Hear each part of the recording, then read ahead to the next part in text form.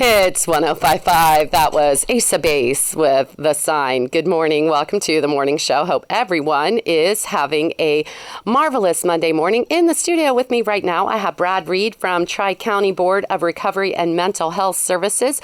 Good morning, Brad. How are you? Good morning. I'm well.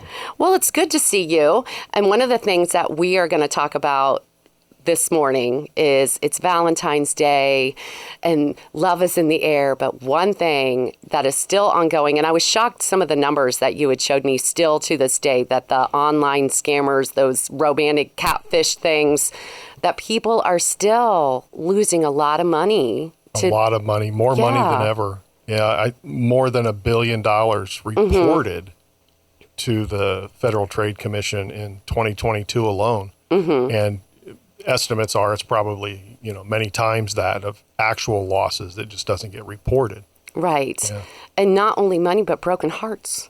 I mean, they believe this and they want to believe it. So broken hearts, broken relationships with family, because, if you're outside the relationship, it's pretty easy to see that something fishy's going on. But the person inside the relationship doesn't want to believe that. So, they can actually drive parents and children apart, or siblings, or whatever it may be. So, yeah, it is an issue. And, it's kind of one of those peripheral things to mental health, but it does prey upon people's sense of loneliness, wanting to connect.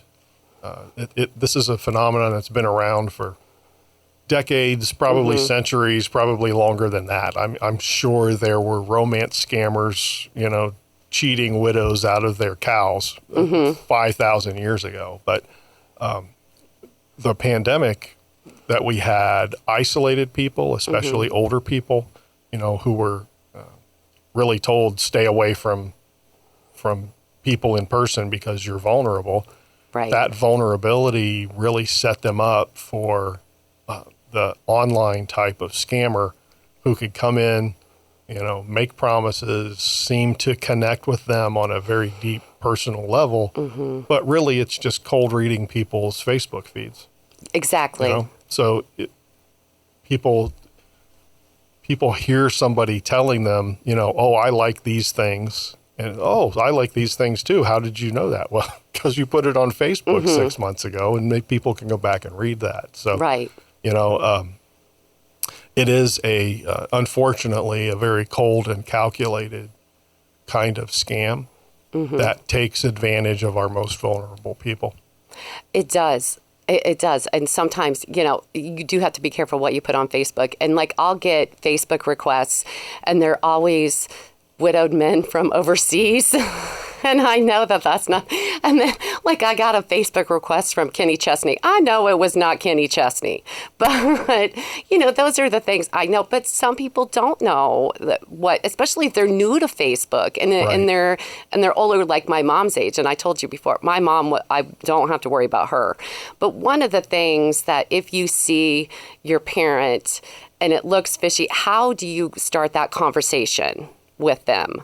Yeah, it's a hard conversation to have, obviously, but you go in first just with concerns. I'm concerned about you, and use statements about what you have observed. I've noticed that you don't hang out with your other friends like you used to. I've noticed that you're sending a lot of checks to this one particular person. Base it on actual observable behavior rather than kind of vague suspicions. If you use terms like, you're losing your mind, or you don't know who you're talking to, or right, that's things not like effective. That, then it allows the person to say, well, it's all in your head. But if you stick with the observable behaviors that you can document, you can point to, and you can say, look, this is a change in behavior that you've had, then you have a chance. It's very, very difficult if a person has been taken in by a scammer, whether it's a romance scam or whether it's, some other, investment scam or whatever it is. If they have already emotionally bought in to that relationship, it's going to be very, very difficult to back them out of that relationship. Right. And So, and I was just surprised at the number in 2022, because when Dr. Phil would have them on there, and their kids would be so upset that their mom is sending cash and it's like $50,000 later. And there was just an article in the Dayton Daily News that you brought to my attention about the same thing, and that's not that far away. I mean, that's down in Dayton, and it's still happening, is what shocks me. Right, and a social factor that allows this to happen on a more frequent basis is the tendency for parents, as they age, will move away from where they had lived. So if you've lived your whole life in Sydney and you get to a retirement age and say, well, I'm going to live in Florida to live out my golden years, you're away from your social safety net. You're away from the people who are keeping an eye on you. And you're not just isolated emotionally, you're isolated physically and socially. So it does set them up for those kinds of scams. Yeah.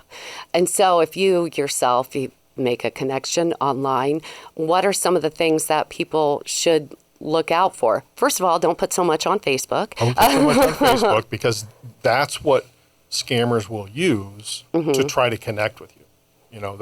They will look at what you've posted, whether you've intended to reveal things or not, and use those as points of connection.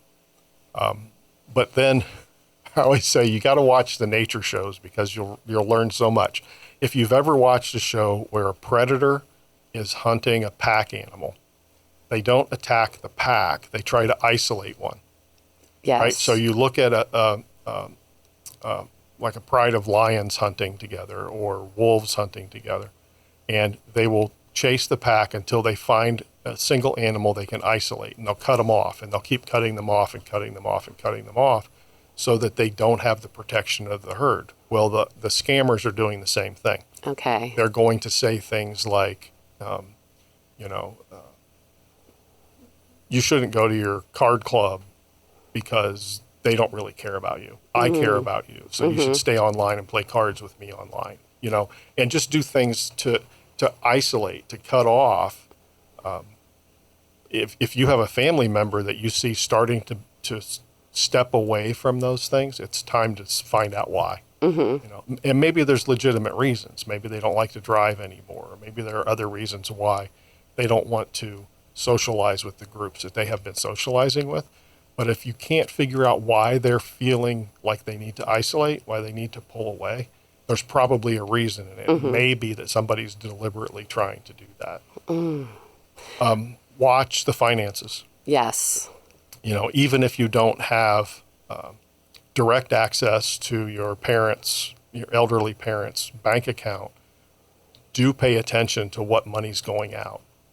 And, sometimes it's legitimate, and sometimes it's not, but you should be aware of what's going out. And if you see a change in patterns, and, typically when you hear about somebody who's lost, like in the article, a 6-figure inheritance, it didn't happen all at once. Right. It happens in bits and pieces, and scammers they know that checks above $5,000 will raise suspicion at the bank. Checks above $10,000 raise suspicion at the IRS and the federal level because of drug trafficking laws. So the requests tend to be, a couple thousand here, a couple thousand there. I need money for a plane ticket. I need money for I need money to set you up with an apartment, and it's always kind of involving the person in the next level of the relationship.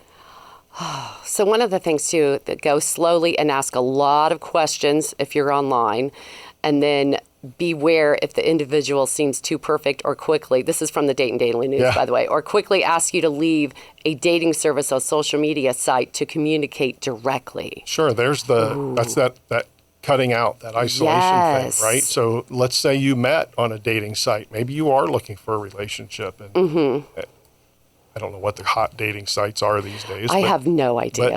Let's just say it's a dating site, where you can view and connect with a lot of people, and you meet somebody, and right away they say, don't use that anymore. Let's go over and connect through text messaging. Send me your phone number so I can text you. And that's a sign that they're trying to cut you out. Mm-hmm. If they, if you're asking for an in-person meeting, well, this seems pretty good, but I'm a little bit suspicious. Maybe we should meet for coffee someplace. And they'll say, okay, let's meet for coffee at, the High Grounds Cafe or whatever. And then at the last minute, they make an excuse why they can't. And that continues. They just seem to be putting off that validation step. Right. There's something definitely suspicious going on. Yeah.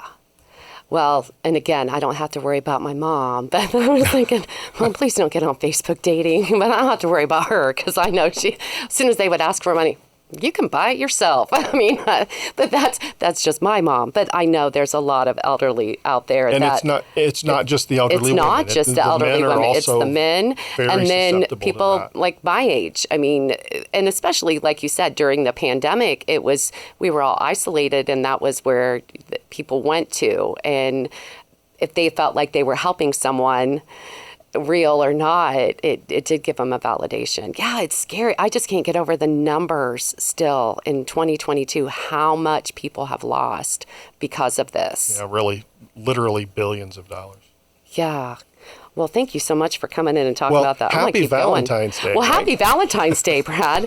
And again, Brad is from the Tri-County Board of Recovery and Mental Health Services.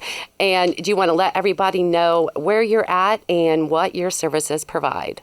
Absolutely. The best way to find us is on the web. We're at www.tcbmds.org. That's the initials for Tri-County Board, Miami-Shelby.org. And our phone number is 937-335-7727. You can if you need to find us in person, we're on County Road 25A, just north of the fairgrounds in Troy. Mm-hmm.